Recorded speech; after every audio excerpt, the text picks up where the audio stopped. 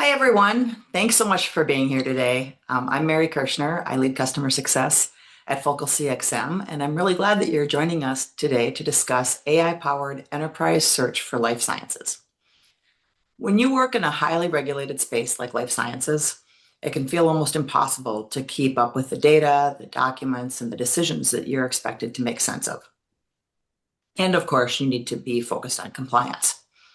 So today we're going to show you how AI-powered enterprise search can help you and your business users actually find what you need, connect the dots across the systems, and collaborate more effectively within the confines of those regulatory requirements. If you have any questions during the session today, please add them into the Q&A and we will answer them at the end of our session. Today we have two of our experts with us. The first is Srini Alluri. Srini is our CIO, and has over 20 years of experience helping life sciences and manufacturing organizations modernize their operations.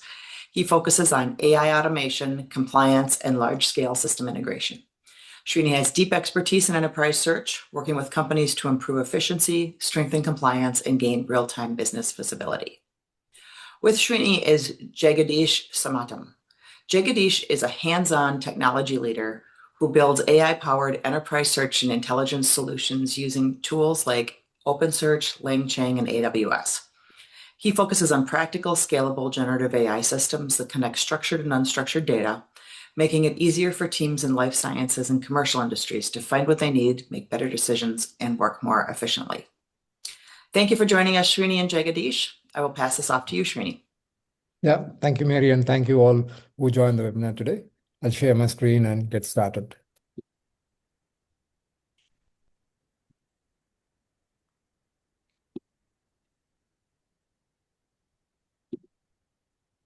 All right. So today we're going to talk about what value does enterprise search, which is AI powered, brings in for the businesses in life sciences industry. So typically the agenda would be we'll talk about the challenges, the solution, and what use cases we deliver to our customers. And followed by that, we'll give it hands-on demo of the platform that we have built as an accelerator for this solution. Business challenges, as most of you know, typically the data is not centralized, the data is fragmented. Number two, there is delayed access to critical information because if the information is not in a unified location, users have to go across multiple systems.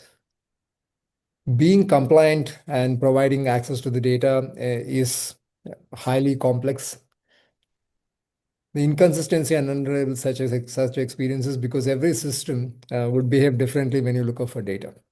So that lacks uniform search experiences. And last would be lack of real-time insights and unified view. So taking this top 5 business challenges, what is the solution to it? As the solution is termed enterprise search. So enterprise search basically is a solution that is implemented across organizations which have this challenge of lack of unified data that is powered by AI. So what does this mean to us is, so we have to empower the business users to have certain features on the search, which could be one, the data should be pulled from multiple systems and then put in a unified location. We should be able to converse with the data. We should be able to have different kind of searches. For example, the search could be a relevant search, the search could be a semantic or similarity. There could be multiple use cases based on what the user is looking for. 3, the platform should be flexible enough to integrate any kind of data source. Example, today we are connecting with Viva with an accelerator that we have built to connect to Viva directly. So tomorrow a new system comes in, the system should be extensible to connect to that data source as well. The other most important thing is since we are having in a regulatory world, we are living in a regulatory world in life sciences industry, compliance plays a crucial role. So the users who access the data, the data that is being produced to the users has to be approved. And it has to go through some compliance audits, and then only it has to be exposed to the users. How do you implement that? That becomes a key in your enterprise solution. And the Core is pulling the data from multiple different sources and creating a unified index. And then the entry to this unified index to access data is also a unified portal. The access to the portal is again controlled using role-based access, which is extremely critical. Based on business units, you can confine the users to a specific information. So these are high level and kind of mandatory features the business is looking for any enterprise solution. So why would any business search? Because often business realized either by literature or by experience from the peers that there is an operational efficiency that you can achieve as a direct outcome of implementing enterprise search. Typically, the stats say 60% reduction in time to access critical information. So if the information access is simple and easy, then obviously it makes you the decision making power even more efficient. The implementation of compliance is critical because if you have 10 systems, providing access to users to 10 systems is a humongous task, and it would introduce a lot of licensing and all that cost overheads. Accelerated decision making, as I emphasized, with real-time insights becomes very critical. So these are few KPIs which you can measure over a period of time after implementing your enterprise search. And with our experience, we have seen this realized in real time with our customers. This is a high-level overview of the enterprise search platform. We move on to the business benefits. I just want to reiterate and be precise on this. Efficient information retrieval is the primary thing that you'd benefit out of the system. Improved decision making because you're getting real-time insights from the data from multiple systems. Enhanced collaboration. Um, we share the data with multiple business users in a compliant way. Personalized search experience, which is extremely important. The AI that is empowered enterprise search ensures that every user gets a personalized experience who logs into the system and accesses the data. The system is intelligent enough to understand the user context, understand the user search patterns, and then accordingly, it produces relevant results. Secure and compliant, we have framework being built so that every company has got its own compliance and regulatory rules, and so the framework ensures that if you want your queries to be regularized, you can do it. You want your answers to be regularized, you can do it, and all these are rule driven. So if you apply the rules, then both your queries and the responses can be regularized and being compliant with your organization policies. So these are direct benefits that most of our customers have realized through by the platform. Why us? Because our company has been working especially with the life sciences companies. We specialize with the life sciences companies for the past 14 years, and we delivered software solutions to large scale top 10 Fortune life sciences companies. So our expertise, especially with enterprise search, has been very successful in these divisions of clinical, commercial, and medical affairs departments. Even though the problem statements remain same, but the problem that is realized by this business units are very different. Example, the challenge that the commercial teams face is when the sales reps doesn't have access to the rightful information, and when they meet the HCPs, they often struggle providing meaningful conversations with them because lack of data. Clinical and regulatory, obviously, this team looks for information on the product level, and they have to go through multiple systems. So the amount of time that they spend on the data access is humongous. So enterprise solves their problem in a different way. Medical affairs teams, the scientific literature is humongous and spread across multiple systems. Again, this team faces the challenge of not having a unified system, and enterprise search is the solution for that. So just a glimpse of our expertise across business verticals. Just a quick case study. The challenge for one of the largest life sciences company was that they had around eight systems across which the data was spread. And the other challenge was the data was not connected. They couldn't make sense out of the data until they manually do it from the different systems.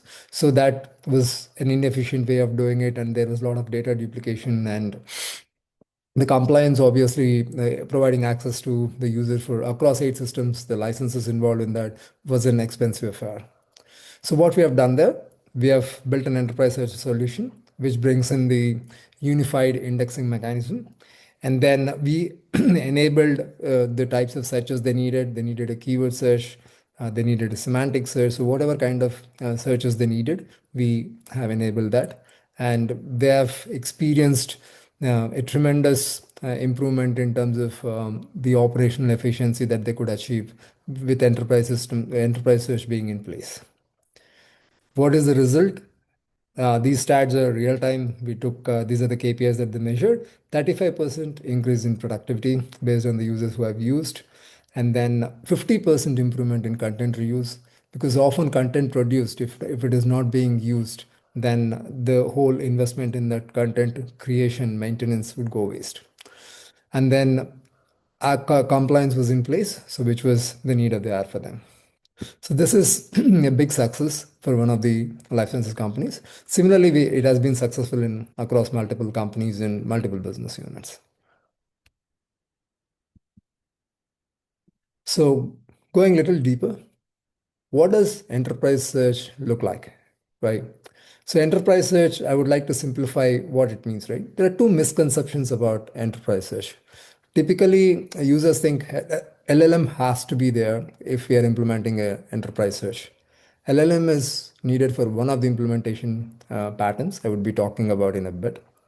But a simple enterprise search would need two things. One, you need the data and you need a portal to access. In between, what happens is your typical enterprise search implementation. How does it go? You get the data from the system. So let's take an example of more relevant example to life sciences, right? Medical information specialists, the MIS team, often gets queries from the HCPs, the doctors. So once they get the query from the doctor, they have to be compliant with an SLA. They have to their turnaround time has to be quick. However, the information that they pass on to the HCPs has to be accurate, and they have to produce the backup, the substantiate the content with their answers, right? For that to happen, for example, let's say they're highly dependent on statistical plan and then clinical trial protocols. Let's take an example of these two data sets, right? So in the absence of enterprise search, what these users would normally do is wherever statistical plan is there, they would go to that system, do their research, then they come back to another system for clinical trial protocol, if at all there's another system. Then they try to make sense out of this data and respond back. So typically, there is a latency in terms of the response they produce to the doctor. Second thing is the efficiency with which they compile the information. That is also human there, right? So in enterprise search, what we would do, how would we solve this problem is, so you get the data set, and I'm slowly getting into the terminology, the jargon of enterprise search, right? So you get the data, and then what you do is you chunk the data, which means you break the data into smaller chunks. Let's say there is a word of 50 characters. Based on my design, what I do is I probably break it into five, 10 words, smaller ones. And then what I would generate is something called embedding. So this is very common terminology that's used. Embedding is nothing but a mathematical representation of that particular chunk of data or text, and it's called a vector. So typically it is you that representation is needed because when you go and search, the vectors would determine what results you are getting. So that's where this embedding becomes very, very important. So once you have your embeddings defined, then this has to be stored somewhere. Obviously, we need a database. So the database that stores these embeddings are called vector databases, because as I said, the representation is in the form of vectors. So this is termed as vector databases. These cannot be stored in your regular Oracle or MySQL databases. So once your vector database is in place, the data is here. Then how do you access the data? So typically you come into this web application, which is a centralized portal, and based on the access that you provide to the user will be able to log in. Then user gives a query. So this query can be like a human-like query that you ask in a natural language, or it can be a keyword search based on your need. Anything is possible. So once you give the query, there can be multiple things that you can do. You can do a semantic search, you can do a similarity search, you can do a keyword search. So a lot of things can be done. So based on your requirement. So once you get the query, typically you analyze the query and then you make a query to the vector database. So now here, if you see in the entire ecosystem, right, I didn't represent the LLM because, as I said, LLM is only part of the enterprise search. It is not the the key component of enterprise search. Okay. So once you get, and a lot of these vector databases, you can interact with the vector databases and then get the necessary information. Once you get the information, you translate it, and then you finally provide the response to the end user. So this is a simplistic representation of how an enterprise search platform works. I'll go a little deeper into the technical architecture. So we have taken AWS as an example, a cloud platform, but the implementation can be cloud agnostic. So on the right side, we are showing the content sources. Whatever is being listed here has got a purpose, which means we have built accelerators. So for example, let's say we get to a car life sciences company and start implementing enterprise search solution there, and they have data in Viva, then we don't need to write any code from scratch. We already have an connector in place. Similarly for Salesforce, Box, and all these data sources. In a typical cloud setup, you implement the enterprise search, there could be two ways. You build it from scratch. What it means is you decide on what your vector database is. You decide on what programming language you want, for example, LangChain, to insert data into it, retrieve data into it. You choose the AI models, what you want to use for these searches, for example, summary model or your semantic search models. All these models you can choose, and then you can stitch all this together to retrieve the data from the vector database and then translate those embeddings into a meaningful text for the end user. So all this can be done from scratch. Or what you can do is in AWS, you can choose a managed service like OpenSearch. The advantage that you get by leveraging a managed service like OpenSearch is the vector database itself is managed by the OpenSearch. And then they also provide you off-the-shelf implementation of the searches. For example, the semantic search is in place, the keyword search is in place in OpenSearch, so you can just call OpenSearch and it will do the job for you. So the implementation becomes more simpler and seamless when you go for managed services like this. Otherwise, you can build from scratch. Depends on what is your organizational choice. So once we have this, the biggest accelerator we have is this portal. We have built an open source, which we'll demo it shortly. Open source portal with all these capabilities, what we're talking about, and it is highly customizable. So based on your business needs, you can always customize that portal. This is the technical architecture of how a enterprise solution can be built on one of the cloud solutions, just to see that what services are there or needed for you to implement this. Having said this, now we'll go to the little deeper into enterprise search implementation pattern. Why is this important, right? So whenever you want to implement an enterprise search, it is not that you have a package ready and you implement it. You have to do a deep dive into what do you want to achieve from this, and how do you get to that is based on these patterns. Example, let's say you have 10 systems, which is Viva, Salesforce, you have data on S3 buckets and all this. Your use case is that you have to have a unified centralized database or indexing database, and you want to provide access to only specific business users. In that case, you go for a single index pattern, right? Federated search pattern. What it means is I do not want to combine the data for all compliant reasons. I want to have separate vector databases for separate data. For example, for Viva, I want separate vector database for let's say clinical trial protocol data. I want a separate vector database. Then it is the responsibility of the enterprises to look up for multiple vector databases.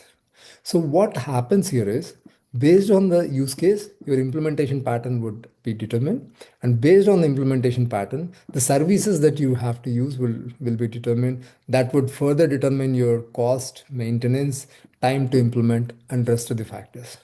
So the conceptually even enterprise searches look simpler, there is a lot of deep dive that we have to do before arriving at a solution. And with our experience, we have implemented mostly 4 to 5 patterns, which made a lot of sense in the life science industry. We'll talk in a bit. So other patterns are once the data comes in, you have to enrich it. When you're enriching data, it's ETL based. Hybrid keyword search pattern, it is very, very common where I want a keyword search plus a RAG solution being implemented. Then, sorry, a keyword search plus vector database implementation to be done. The other pattern is very famous is retrieval augmented generation, which is which leverages LLM. This is the pattern where you want LLM to be in place so that you get a meaningful answers or enriched meaningful answers to the end customer. Persona aware search, very powerful. Once the user logs into the portal, then based on the user persona, the response changes. I'll talk a little later on this. Lastly, governance wrapped. At every step, you have your rules to validate the query, to validate the answers, and then you can regulate a lot of other things as well, wherein you you try to extract or you try to hide few data based on the responses that you get. So a lot of things can be done using this model. Multi-tenant, multi-region is obvious how you want to implement it. And the last but not the least is search as a platform pattern is you hide all these complexities across business units. You create one search platform in your organization and give it like a SaaS service. This pattern is highly efficient, but again, depends on what is your business need. So having said this, now there could be combination of these implementation patterns that you might use at times. However, this is the need before you try to go for an implementation solution. You need to first identify your pattern, then comes your services, then derive your costs, then derive your maintenance and how do you manage the system. So once you are clear about this blueprinting exercise, then you move on to the implementation. Why do you have this slide? Because vector database is heart of the whole enterprise search solution. And there are multiple databases here that you see onto the left. And we have tried to compare, we try to compare top 4 vector databases, what features they can use, and why they are used. So the choice of vector database would pretty much make or break your enterprise search solution if it is not compliant with your search needs. All right. So we spoke about the general 9 implementation patterns, which are very famous in the industry and enterprise search. But what really worked for us in the life sciences industry is the jargon might differ a little bit here and there, but we can relate to it. So let's say the hybrid pattern, where the user wants to come in and he gives a keyword, for example, right? Then, or he wants to use a natural language processing, right? So here, um, what happens is you segregate your data. You have a database for your keyword searches because they have to match exactly like your protocols, right? Like your labels. All this information has to be matched one to one. And then comes your data, which is stored on the vector index. Once my keyword match, then I go to vector index. I pull the relevant information from vector index. So it's hybrid, I'm making it very precise search on one database. Then I'm going for a more similarity search on another database, right? So once I do that, then I come back, I fusion the data, and finally I rank it and give it to an LLM so that my outcome is very meaningful to the end user. So this is the highly used pattern according to your experience with life sciences companies.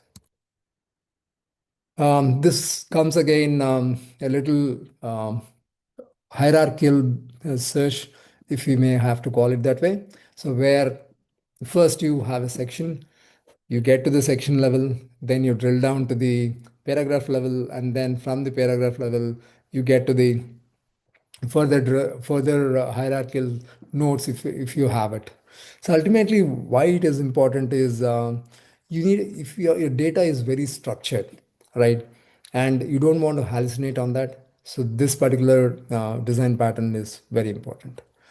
So that is where, and you can precisely tag this to your original data, for example, which section, which paragraph, and from where the data is being pulled.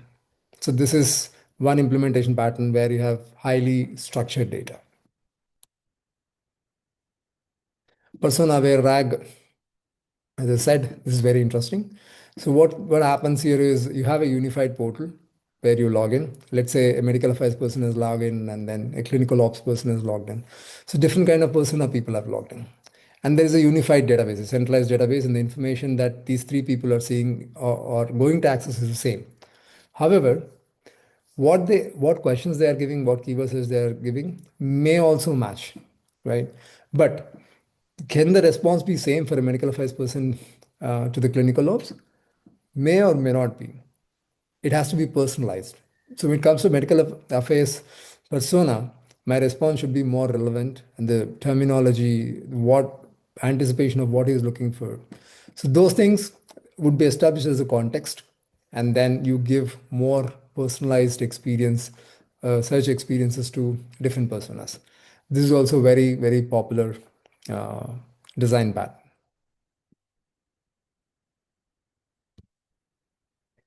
Last, safety and governance wrapped. We spoke about this at every step, depending on your organization's compliance and regulatory rules. You apply the compliance and regulatory meaningfully so that your outcomes are not violating any of the organization level compliances. This can be applied at any level, as I said, right? Starting from your query till your responses from the LLMs. All the activities of the user are tracked for two reasons. One, for auditing purposes. Two, it also helps to understand the user behavior. And then that helps to establish the context. The context gives more meaningful outcomes if you feed it to the LLMs. And then we also use this user behavior patterns, to give you more personalized search experiences using the power of AI. All right. Again, I thought this slide is also important because when it comes to search, right, typically these are the types of searches. And a lot of business users often have this question that what does this semantic search tools or what are the types of other possible searches. So this slide is in gives a snapshot of what are different types of searches and what can you expect from this. For example, you have KNN, which is a very popular and default search in a lot of these vector databases. Its accuracy very high. For example, I give a question, it gives you the most nearest result to you, right? So it's also called as similarity search if you are familiar with that, right? Then ANN is very popular and it is used in production level systems. Exact search, we all know what it means. It's like word to word matching. So similarly, there are other searches. We'll not get into each what it does, each one of them. But these are the various kinds of searches. And based on your business need, you can think through and have a mind map in terms of what do you want to achieve in your enterprise search platform. And you can use multiple things here. It's not that you implement only one, you can implement multiple searches. All right. So this is a quick background about what an enterprise search means, what it takes to implement it, how do you choose the right services for your enterprise search, and what really worked out for life sciences companies. Having said this, now we'll get to the live demo. My colleague Jagdish will demo the accelerator that we have built for enterprise searches so that companies where who implement it would benefit from the both the time and cost using these accelerators. Jagdish, over to you. Yeah, thank you, Srini, for walking us through the valuable insights around enterprise search and different search techniques. Hi, all. Thank you for joining us today. Let me walk you through the portal and show you what we have implemented. Uh, Let me know when my screen is visible. Is my screen visible, Srini? It's coming. Yes, it came. Yeah. So, using our expertise around enterprise search, we have uh, like as since we have worked with multiple customers, we have built an AI-powered enterprise search engine, which can do both the traditional search and also AI-powered search, addressing most of the concerns. So this is our login page where the user has to enter his credentials. We have used role-based access control. Only the authenticated users will be able to access this portal. Once they click on sign in, he'll be able to see the indexed content. The entire portal is built on OpenSearch, which is open source and completely customizable. We can choose between modules and implement only what we need. That gives us the flexibility to choose between what we actually need.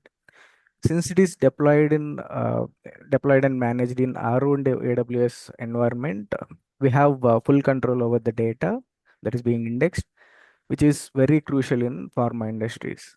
So for this webinar, we have indexed clinical trial protocols, which is CTP, and statistical analysis plans, which are SAP. Uh, these are vastly used by medical information specialists to answer queries from HCPs around a product. So whenever a query comes in, the specialist has to go through various source systems to get that particular answer, which is time consuming, which is manual, lengthy. So instead of going through all the process, he can use a powered search portal where he can index multiple source systems at one place and search for the required documents. On the top right corner, you can see connectors to index any new source, new content source system. User can click on these connectors where we have some out-of-the-box connector for content systems like Viva, Salesforce, Box, Google, and S3. So the user has to enter required details and what document which documents he is intended to index, all those details he has to fill in and then click on submit. So once the user clicks on submit, it will do basically two things. One, it will index the content into OpenSearch Index DB. The other thing it will do is like it will index the same content into vector DB for the RAG purposes. On the left side, we could see filters, right? So which can be used to narrow down the search results. This will be useful when the specialist is doing a full text search or metadata search. This is useful when the specialist know what exactly he is looking for. Based on the document he is looking for, he can select the appropriate filters and narrow down his search. At the center, we have a search bar which supports both text and AI search. Let's try a query and understand what the backend functionality does. So I typed in a query, what is clinical pharmacology of ibuprofen. It brings us two things. One, full text results from OpenSearch Index DB, and the other thing is AI search. For text search, we have leveraged OpenSearch functionality that is BM25 relevance algorithm, and for the AI search, we have implemented an advanced RAG flow. So this is the advanced drag flow we have used where the user intent gets captured using the intent classification agent. Uh, that intent will be given to the retriever agent. Since we have different vector DBs, we have used a retriever agent, uh, which will select the appropriate DB based on the intent that was captured from the query. We also have a fallback mechanism. If the classification agent fails to capture the intent, the retriever would get the documents from all the vector DBs available and feed it to the re-ranker. Uh, Whatever the top documents fetched, the cross encoder re-ranker will re-rank it based on the score. That will again be fed to the LLMs to generate a grounded answer. In this way, we'll have lesser hallucinations since we are not allowing the model to make up any answer and making it grounded, since we are also restricting the LLM through prompt that it should respond if the relevant content is found, then only it will respond with the answer. Otherwise it will directly say like no relevant found information found, something like that. So let me get back to the portal. Here we have two sections. This is for the text search and this is for the Gen AI search. So as I have searched for clinical pharmacology of ibuprofen, I have got the response for the clinical pharmacology of ibuprofen. This response is coming directly from the LLM. the RAG flow, and this response, the summary is a concise version of the response that is being retrieved, and related documents or citations. This is the document where the answer is being pulled from.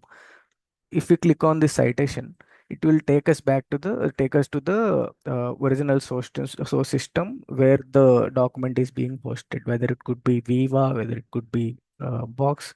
So only if the user has access to the original portal, like original source systems, then only he'll be able to view the document. Otherwise, he'll not be able to retrieve the document. This ensures like security. So at the bottom right corner, we have a chatbot which can be used to converse with the indexed content. If the specialist has some specific questions, he can directly converse with the bot. Instead of getting all the responses, like different responses like summary, citations, and all, he will directly get the answer over here. So this is being generated.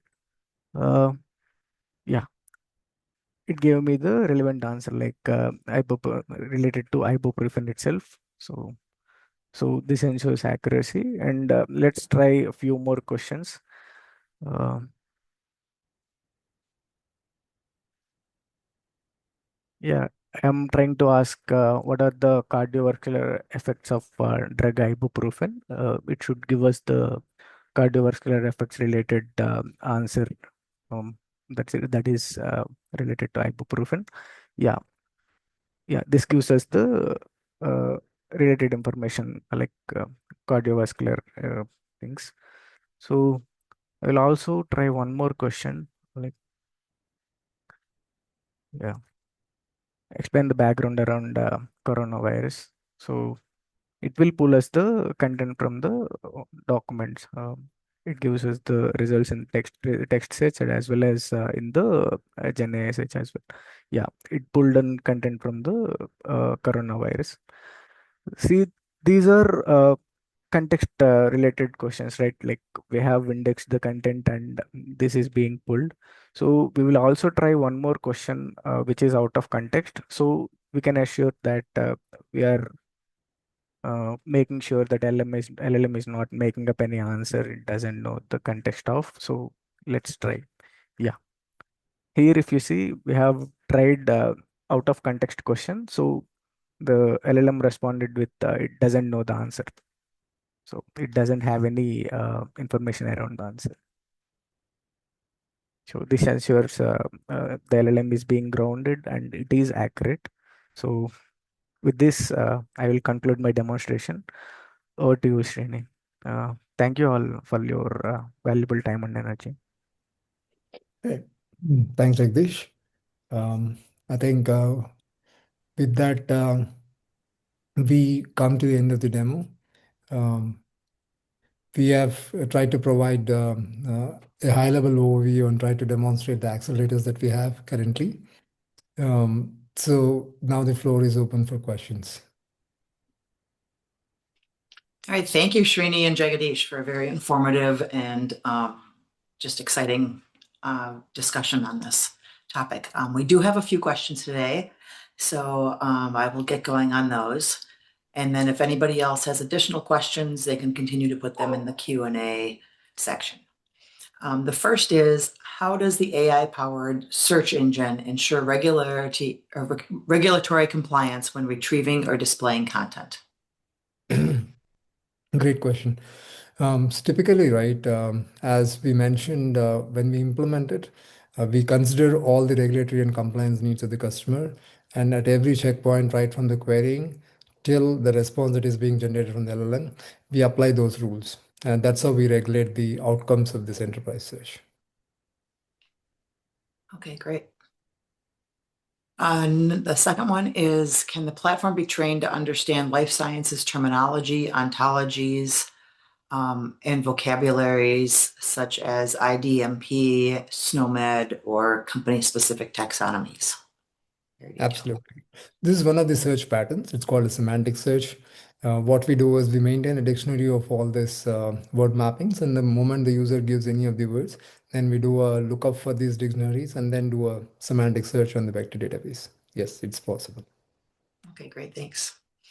The next one here, what security and audit capabilities does the enterprise search offer to protect sensitive data like clinical data or regulatory submissions? So first of all, security comes twofold. One is at the data level, the other is at the portal level, where the user accesses the portal. At the data level, the content is actually transformed into vectors and stored. So it's not meaningful information that is getting stored, first of all. It's as good as your encryption.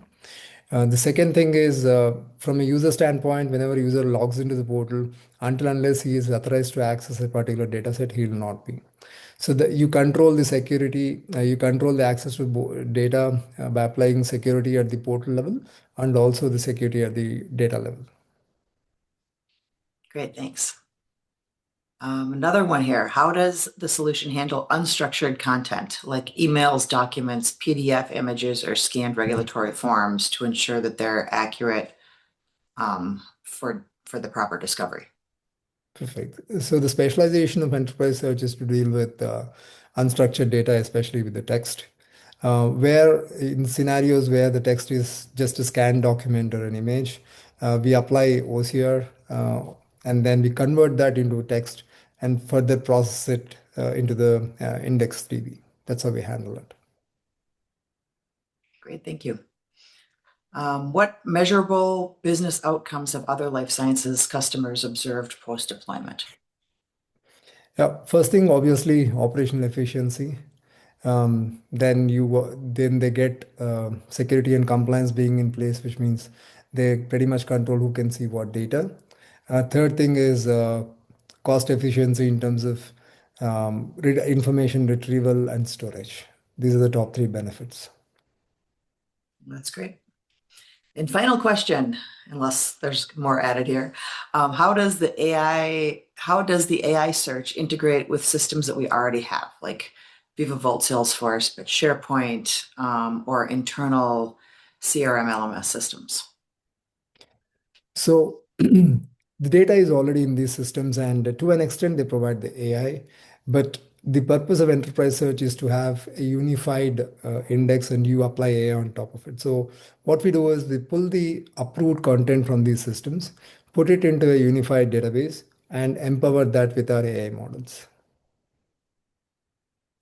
Great. Well, thank you. Thank Well, I you. think that wraps it up for today. So thank you everybody for your time. Really appreciate Jagadish and Srini for your insight. And for those of you who are here and anybody who may have signed up and not made it, they will receive a link shortly to this webinar for review. Thank you. Thank you all. Have a great day.